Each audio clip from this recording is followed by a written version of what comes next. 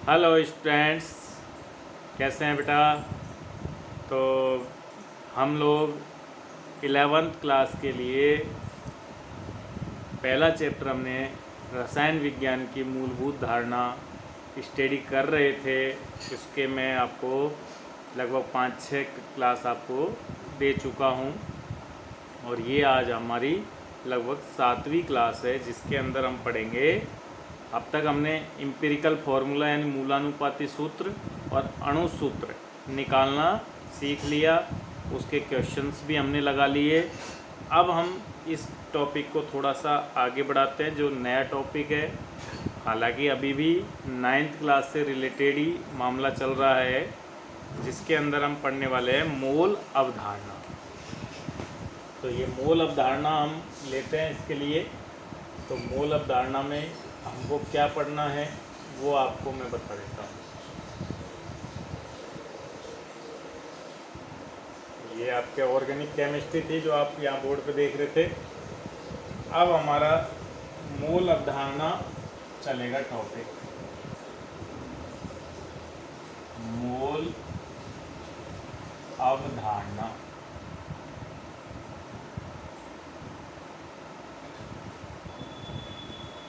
तो बेटा आपने मोल वर्ड तो सुना ही होगा कि मोल क्या है।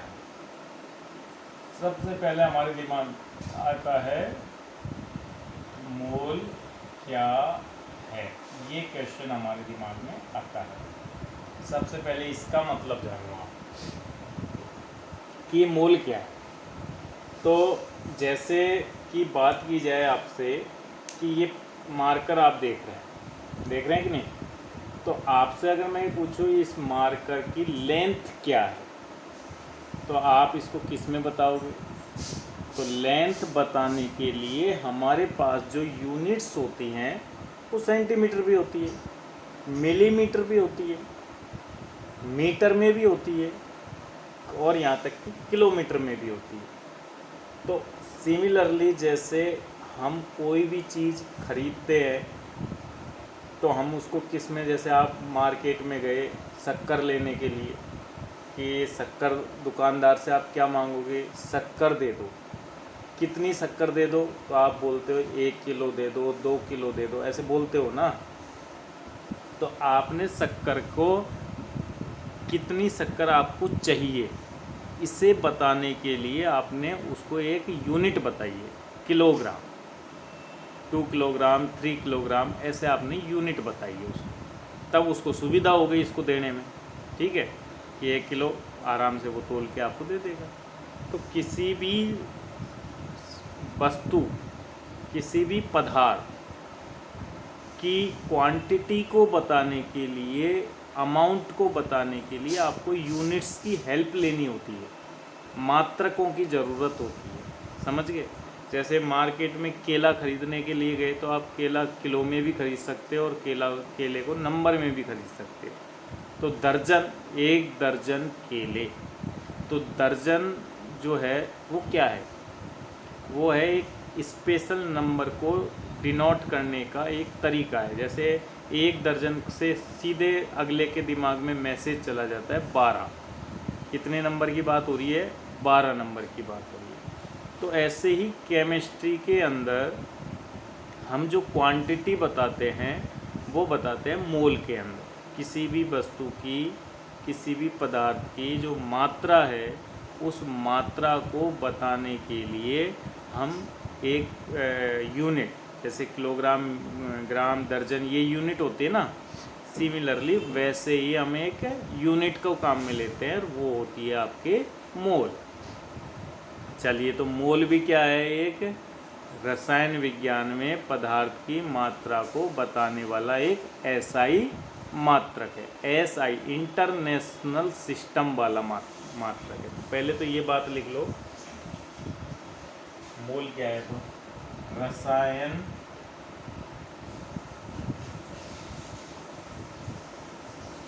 विज्ञान में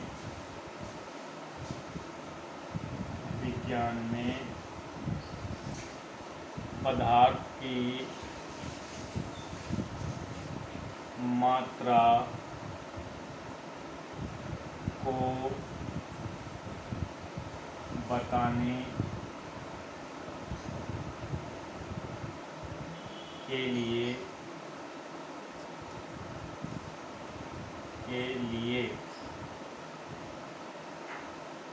मोल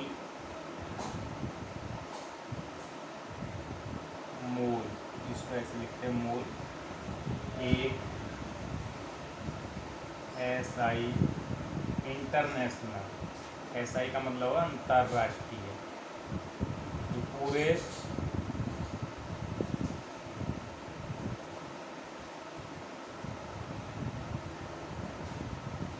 मात्रक है।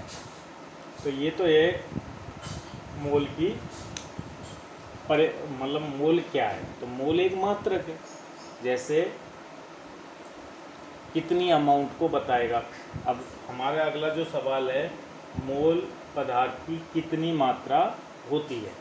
तो अब क्वेश्चन चेंज कि भाई जैसे एक दर्जन में तो 12 होते हैं, 1 किलो में 1000 ग्राम होते हैं, 1 लीटर में 1000 ml होते हैं, तो एक मोल में कितनी मात्रा होती है।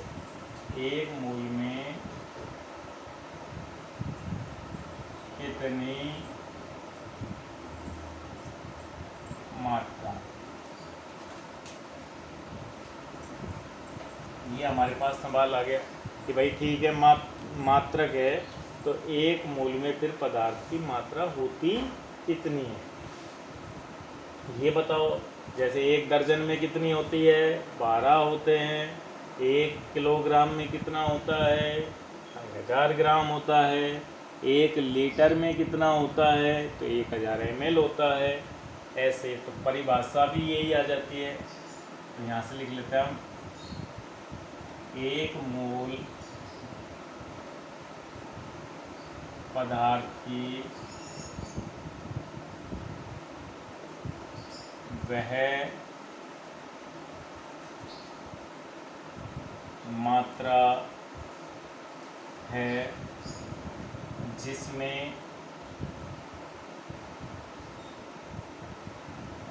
पदार्थ के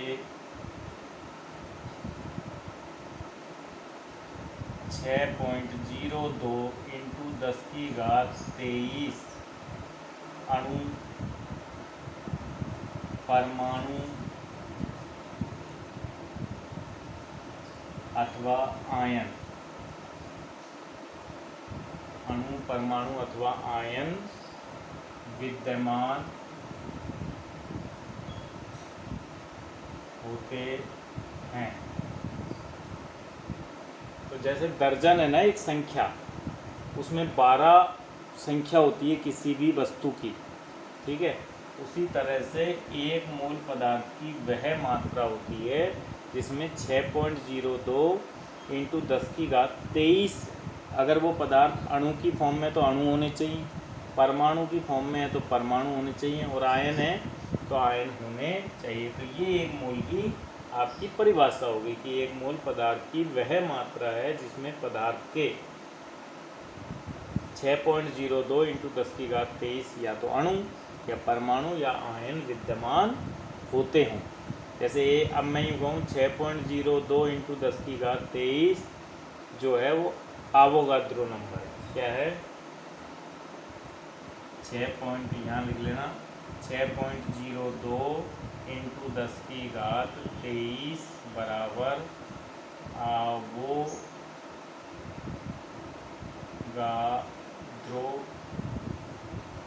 संख्या,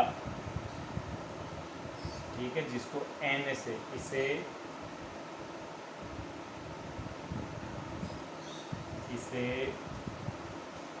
Na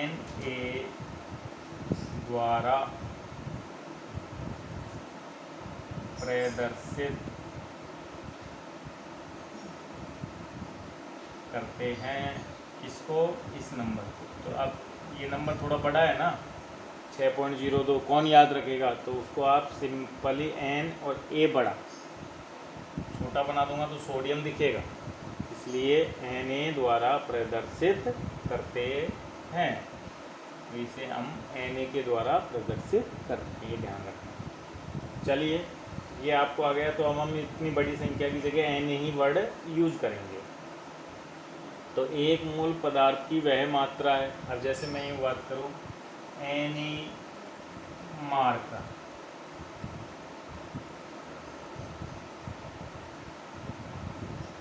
तो एन मार्कर का मतलब हो गया एक मोल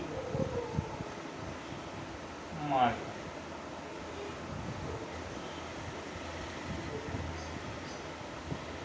ठीक है, एक मोल मार्कर हो गया आपको। जैसे अगर मैं बात करूं NaH2 अणु, यानी कितने अणु, NaH2 अणु, तो Na यानी 6.02 इंटू 10⁻23 अणु किसके बराबर, तो आप सीधे बोल सकते हो एक मोल H2 गैस, हाइड्रोजन गैस होती है ना, तो आप इसको बोल सकते हो एक मोल हाइड्रोजन गैस। जैसे मैं बात करूँ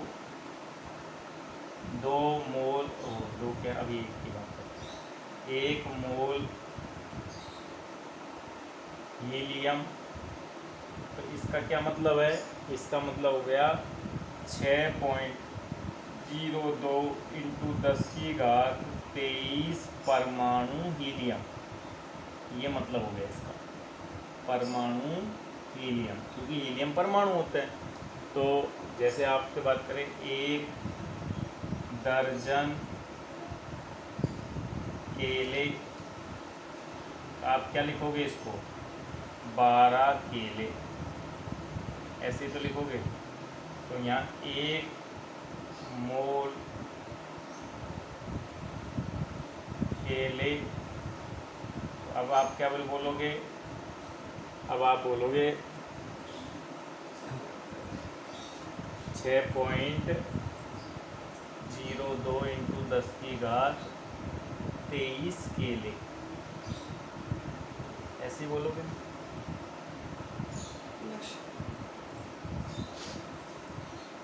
चलिए, तो ये बात आपकी क्लियर हो गई। चलिए, अगर अब आपकी ये बात क्लियर हो गई है तो कुछ क्वेश्चंस, अब एक मोल में, अब आपको मैं पूरी जानकारी दे देता हूँ। एक मोल में पदार्थ की कितनी मात्रा होती है, ठीक है। तो यहाँ जैसे हम कुछ क्वेश्चन पढ़ते,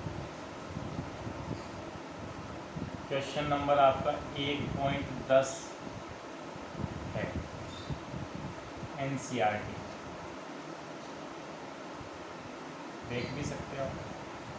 उसमें पूछा है 3 मोल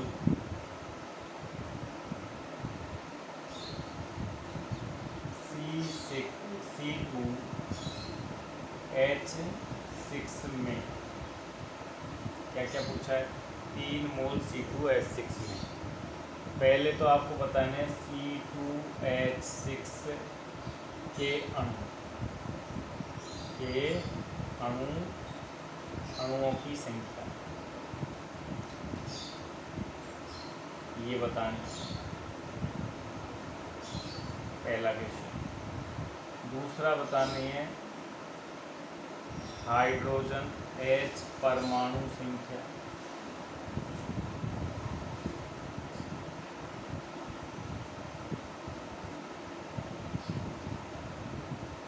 तीसरा बतानी है आपको कार्बन परमाणु संख्या। ये 3 चीज़ आपको पता है। कैसे सॉल्व करेंगे ये क्वेश्चन है, आप खुद ट्राई करें पहले कि कैसे करेंगे, फिर अपन लेंगे। तो 3 मोल्स, अगर मैं आपसे पूछता ये 3 नहीं होता, थोड़ी देर के लिए सोचो, ये 1 मोल होता है, ठीक है। तो 1 इंटू 3 कर देते हैं आप, 3 हो गए ना।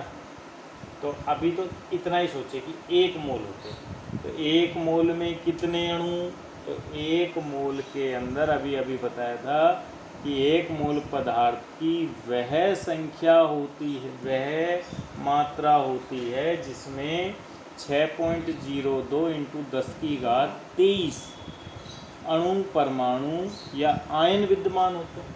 तो 1 मोल में तो कितने होंगे बेटा, 6.02 इंटू 10⁻23। ये तो कितने में होंगे, 1 मोल में। लेकिन मैंने पूछा है 3 मोल में, तो इंटू क्या कर दोगे आप, 3 कर दोगे। कोई दिक्कत? तो एक आंसर आपके पास आ गया है कि 1 मोल में अणु बता सकते हैं, तो 3 मोल में बताने में क्या हर्ज है, आराम से बता सकते हो।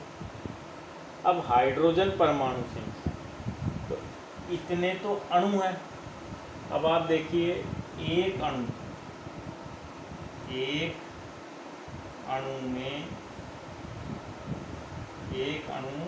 C2H6 में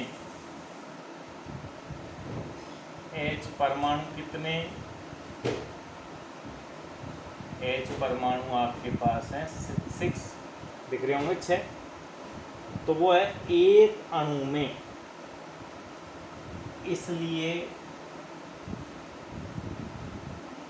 3 मोल में पूछे ना आपको, 3 मोल में, मोल अर्थात 3 मोल में कितने अणु निकाल लिए आपने, इतने अणु निकाल लिए, अर्थात 3 इंटू 6.02 इंटू 10⁻23 अणु C2H6 में। तो 3 मोल का मतलब इतने ही तो अणु हैं। तो एक अणु में बेटा 6 हैं, तो इतने अणु जो दिख रहे हैं उसमें कितने होंगे, तो 6 से और मल्टीप्लाई कर दो, 6 इंटू 3 इंटू 6.02 इंटू 10⁻23। हुए कि नहीं हुए, कोई दिक्कत है क्या, कोई दिक्कत नहीं है। तो एक अणु के अंदर अगर आप परमाणु निकाल सकते हो, तो जितने भी अणु पूछे, 3 मोल पूछे, 4 मोल पूछे, 5 मोल पूछे, तो परमाणु एक अणु में जितने टोटल अणु निकल गए हैं उसमें बता दो। अब कार्बन परमाणु की संख्या, तो पहले ये बताओ कार्बन परमाणु, एक अणु C2H6 में कार्बन परमाणु कितने हुए, तो कार्बन परमाणु हो गए कितने बोलो, तो बिल्कुल आपका जवाब सही आया है, 2 ही सोच रहे थे ना आप, क्योंकि यहाँ देख लिया आपने कि 2 परमाणु है एक में। तो 3 मोल अर्थात इतने अणु हैं हमारे पास टोटल 3 मोल में, तो क्या 6 की जगह क्या जाएगा यहाँ, 2 कार्बन परमाणु आया कि नहीं आया, तो दोनों प्रश्न उठा लिया। हो गया आपका एक क्वेश्चन सॉल्व, 1.10 क्वेश्चन आपका सॉल्व हो गया। चलिए अब हम और क्वेश्चनों को लेते हैं ऐसे कि और क्वेश्चंस हमारे क्या क्या कहते हैं। जैसे देखो मैं आपसे 0.1 मोल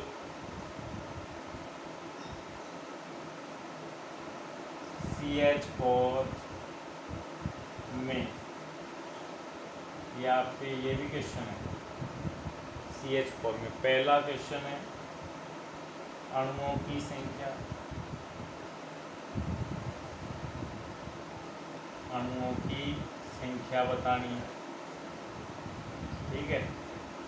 दूसरा क्वेश्चन आपसे पूछे कुल परमाणु संख्या,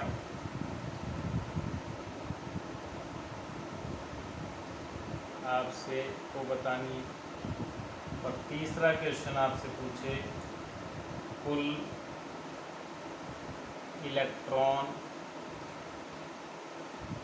की संख्या आपको बतानी है। तो वापस ये 3 चीज़ें आपसे पूछ ली गई है, ठीक है जी। ये क्वेश्चन बिल्कुल ऐसे ही है, जैसे मान लो आपके सेब विक्रेता 10 दर्जन सेब की पेटियां खरीदता है और एक पेटी के अंदर 25 सेब है। तो पूछे 10 दर्जन के अंदर कितनी से, तो भाई एक दर्जन में तो 12 पेटियाँ और एक पेटी में 25 सेब। तो कुल सेब आप कैसे निकालोगे, 25 को 12 से मल्टीप्लाई कर दोगे, ऐसे ही तो कुल सेब आ जाएंगे।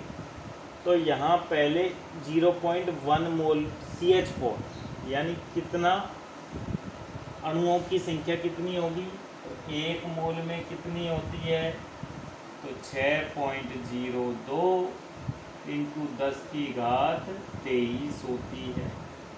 क्या अणु, एक मोल में 6.02 इंटू 10 की घात 23 अणु होते हैं। तो पिछली बार हमने 3 मोल में निकाले थे तो इंटू 3 कर दिया था। तो इस बार हम किस में निकाल रहे हैं, 0.1 मोल में। तो 0.1 से मल्टीप्लाई कर दो। तो 0.1 को आप लिख सकते हो 1/10, पॉइंट हटा ली ना, 6.02 इंटू 10 की घात 23। अब 1 0, ये 23 जीरो हैं और 1 0 नीचे, तो इसको सॉल्व करोगे तो कितना आ जाएगा, तो इसको सॉल्व कर लेते हैं हम, तो ये आ जाएगा 6.02 इंटू 10 की घात 22। एक पॉइंट कट गई यहाँ से। तो इतने तो अणु हैं, अणु CH4। तो CH4 के अणु तो निकल गए। चलो एक क्वेश्चन तो हमारा सॉल्व हो गया कि हमने अणुओं की संख्या प्राप्त कर। अब आ जाते हैं कुल परमाणुओं की संख्या। तो पहले आप ये देखो कि CH4 में किस किस परमाणु से मिलकर बना है। तो CH4 बना है बेटा एक तो कार्बन परमाणु से और 4 हाइड्रोजन परमाणु से। तो कुल परमाणु एक अणु के अंदर बताने हैं, केवल एक अणु के अंदर। तो चूंकि एक अणु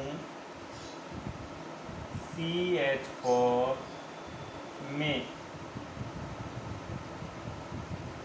परमाणु कितने हो गए, तो परमाणु हो गए बेटा एक तो कार्बन का और 4 हाइड्रोजन के, तो टोटल हो गए 5 परमाणु। कितने परमाणु, 5 परमाणु हो गए एक अणु में। लेकिन आपको पूछा है 0.1 मोल में, तो 0.1 मोल में इतने अणु है ना, और इतने अणु में कितने परमाणु, तो इतने अणु में परमाणु निकालने के लिए यानी 12 दर्जन में, एक दर्जन में कितनी से, तो पहले एक दर्जन मतलब 12 पेटियाँ और एक पेटी में 5 सेब, तो 12 पंजे 60 सेब आ गई टोटल। यहाँ अणु और ये परमाणु, तो मल्टीप्लाई कर दो। इसलिए 0.1 मोल मीथेन, CH4 मीथेन का सूत्र है। मीथेन का मतलब है अर्थात 6.02 इंटू 10 की घात 22 अणु में परमाणु, कितने में हमको परमाणु पता करने हैं।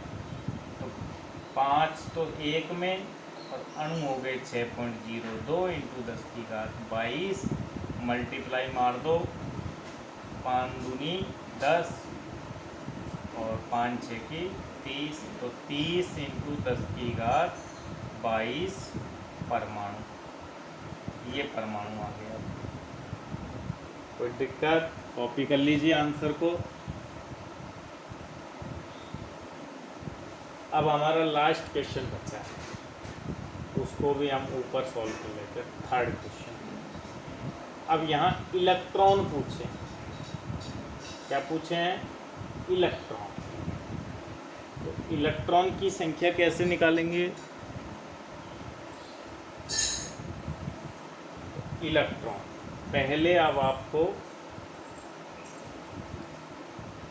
एक, पहले तो मैं आपको बता देता हूँ इलेक्ट्रॉन का। कोई भी परमाणु होता है, जैसे कार्बन है 6 नंबर पे आता है, 12 इसका एटॉमिक, ये इसका परमाणु क्रमांक होता है Z, और ये इसका A होता है एटॉमिक मास। Z को बोलते हैं हम परमाणु क्रमांक, और A को बोलते हैं हम परमाणु द्रव्यमान। क्या बोलते हैं? परमाणु द्रव्यमान। ये आपकी परमाणु द्रव्यमान, ठीक है। अब प्रोटॉन की संख्या होती है इलेक्ट्रॉन की संख्या के बराबर। ये तो आपने छोटी क्लासों में पढ़ा होगा। प्रोटॉन बराबर इलेक्ट्रॉन संख्या, और प्रोटॉन और इलेक्ट्रॉन संख्या Z के बराबर होती है, लेकिन किसमें? उदासीन परमाणु में। अगर परमाणु उदासीन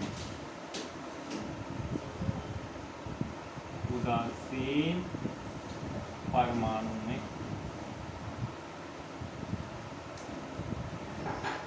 इसकी प्रोटॉन की संख्या इलेक्ट्रॉन की संख्या के बराबर होती है, जो Z के बराबर होती है उदासीन परमाणु। तो अब मैं पूछूं कार्बन में इलेक्ट्रॉन की संख्या, तो कार्बन का आप Z देख लो ना, कितना है? 6। तो कार्बन में इलेक्ट्रॉन, तो कार्बन में इलेक्ट्रॉन हो गए कितने? इलेक्ट्रॉन संख्या हो गई आपके पास 6। सेम ऐसे ही हाइड्रोजन में इलेक्ट्रॉन, तो हाइड्रोजन का नंबर होता है 1H1 में इलेक्ट्रॉन, तो 1 ही तो Z है, तो ये Z है ना, तो इलेक्ट्रॉन कितने हो गए बोलो? इलेक्ट्रॉन हो गए आपके 1, ठीक है। तो ये कार्बन में भी इलेक्ट्रॉन पता लग गए आपको 6, और हाइड्रोजन में भी आपको इलेक्ट्रॉन पता लग गए 1। तो अब मैं आपसे पूछूं मेथेन में के एक अणु में इलेक्ट्रॉन, तो मेथेन के एक अणु में कितने इलेक्ट्रॉन होंगे? तो नाउ अब हम क्या निकाल रहे हैं? मेथेन CH4 के एक अणु में इलेक्ट्रॉन, कार्बन भी है और हाइड्रोजन भी है। तो कार्बन में तो कितने इलेक्ट्रॉन है? 6, और हाइड्रोजन में कितने इलेक्ट्रॉन है? 1, लेकिन हाइड्रोजन कितना है? 4। तो हाइड्रोजन में 1 इलेक्ट्रॉन, लेकिन 4 हाइड्रोजन में 4 हो जाएंगे, तो हो गए 10 इलेक्ट्रॉन। कितने इलेक्ट्रॉन? 10 इलेक्ट्रॉन। अब आपसे प्रश्न ने क्या पूछा था? देखो, एक अणु CH4 में परमाणु की जगह अब की बार क्या पूछा है? इलेक्ट्रॉन। एक अणु में तो इलेक्ट्रॉन आपने निकाल लिए, यहाँ लिख देता हूँ, इलेक्ट्रॉन निकाल लिए कितने? जो कि 10 आए हैं आपके। कितने आए हैं इलेक्ट्रॉन? 10 इलेक्ट्रॉन आए कि नहीं आए हैं? तो 0.1 मोल अर्थात 6.02 × 10⁻22 अणु में इलेक्ट्रॉन पता करने हैं। क्या पता करने हैं? इलेक्ट्रॉन। तो आप किससे गुणा करोगे? 10 से। कितने आ जाएंगे 10 से गुणा करने पर? 60.02 × 10⁻22 इलेक्ट्रॉन, ये आ जाएंगे इलेक्ट्रॉन। तो डाउट, कोई भी डाउट नहीं होगा क्वेश्चन में। ऐसे आपको मोल के क्वेश्चंस मिलते हैं, सॉल्व होते हैं। चलिए एक और क्वेश्चन हम ले लेते हैं कि अगला क्वेश्चन कैसे सॉल्व करेंगे।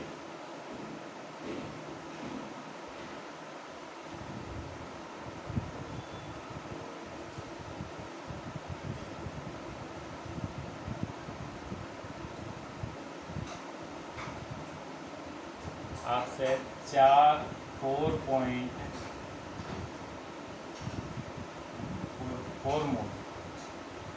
4 मोल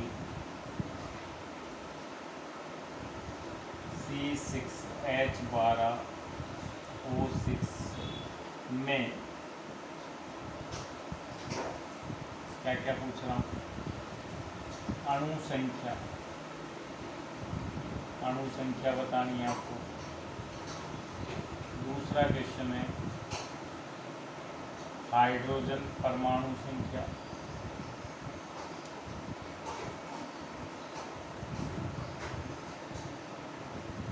तीसरा कुल परमाणु संख्या।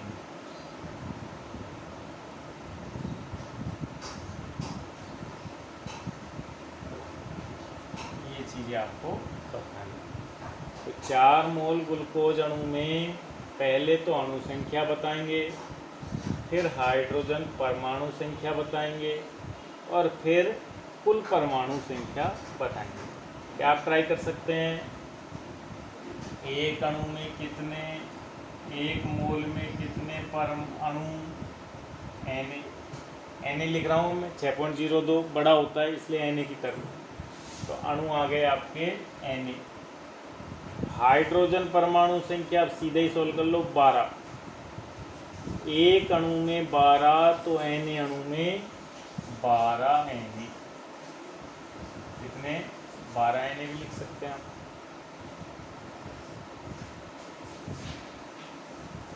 कैसे 12 Na लिखे? एक अणु में 12 अच्छा 4 मोल हैं तो फिर ये 4 Na होंगे ना।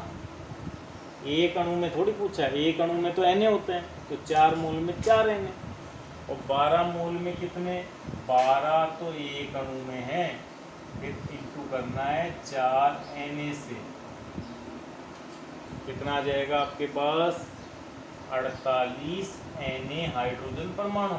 12 चौका 48 होते हैं ना, तो 48 Na हाइड्रोजन परमाणु। अब कुल परमाणु एक अणु में गिनो पहले, 6 और 6 12 और 12 दूना 24। 24 तो एक अणु में परमाणु है और अणु कितने, 12। क्या करोगे, 24 इंटू 4 Na, तो ये कुल परमाणु आ गए आपके पास। कितने आ गए, 4 चौकी 16, 4 दूनी 8 रे 96 Na परमाणु कुल परमाणु हो।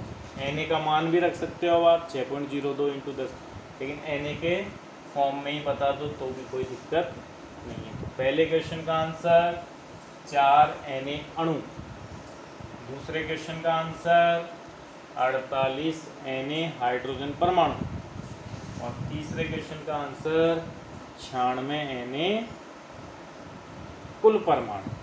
समझ गए? चलो एक और क्वेश्चन जल्दी से, एक और क्वेश्चन पे बात कर लेते हैं हम जल्दी से। मिटा दो।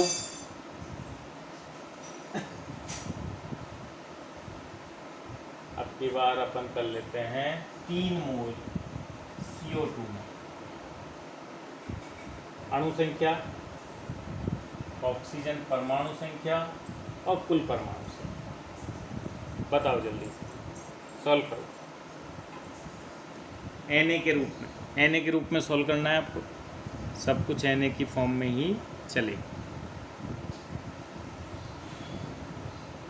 चलिए मैं सॉल्व करता हूँ। 1 मोल में तो Na, तो 3 मोल में 3 Na हो गया सॉल्व। ऑक्सीजन, एक अणु में 2 परमाणु, तो अणु कितने हैं, 3 Na, यानी 6 Na परमाणु ऑक्सीजन। कुल और कार्बन का 1 परमाणु, ऑक्सीजन का 2 परमाणु, तो कुल परमाणु हो गए 3 इंटू 3 Na हो गया आपके 9 Na परमाणु। कितने हो गए, 9 Na परमाणु। तो बहुत सरल था बेटा, लेकिन आप मोल के अंदर कैसे सॉल्व करेंगे ये आपको आना चाहिए। उल्टा भी आ सकता है, कैसे उल्टा देखो क्वेश्चन 3.01 इंटू 23 H2O अणु में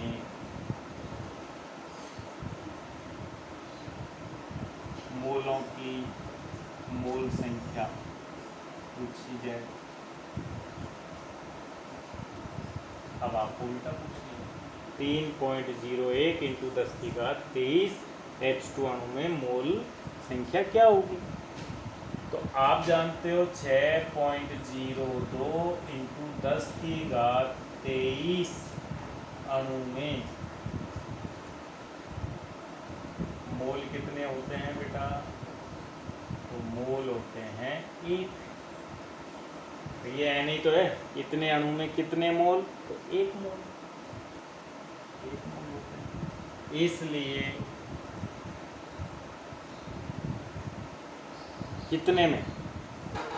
एक अणु में मोल, एक अणु में मोल कितने? 1/6.02 इंटू 10⁻23। कितने पूछे इसलिए 3.01 इंटू 10⁻23 अणु में मोल कितने निकालेंगे? 1/6.02 इंटू 10⁻23 इंटू 3.01 इंटू 10⁻23। घात से घात कट गई तो ये आ गया 3.01/6.02। ये 1/2 मोल आ गया। कितना? 1/2 मोल। अब आपको मैं सीधे ही बता दूं, कोई भी संख्या आपको दी जाए, जैसे मान लो n संख्या है, तो ये n ही तो है और ये क्या है? ये n है। तो सीधे मोल निकालो ना। तो मोल का एक फॉर्मूला हो गया, मोल बराबर n था ना, ये n में na का भाग लगा दो, यानी सीधे फॉर्मूला। ये क्या है? गिवन नंबर, दिया हुआ नंबर, गिवन नंबर में किसका भाग लगा दो? na का भाग लगा दोगे तो भी आपको मोल मिल जाएगा। तो ठीक है बेटा, आज हमने मोल को समझा। अभी हम मोल के पे 1-2 लेक्चर और बनाएंगे, जिससे आपका मोल का पूरा कॉन्सेप्ट क्लियर हो जाएगा। आप घर पे भी मोल से संबंधित क्वेश्चंस को देखते रहो, सॉल्व करते रहो। आजकल हर बुक के अंदर सॉल्व्ड एग्जाम्पल भी आते हैं, तो मोल से रिलेटेड आप क्वेश्चन लगातार सॉल्व करेंगे तो मोल आपको समझ में आ जाएगा। ठीक है।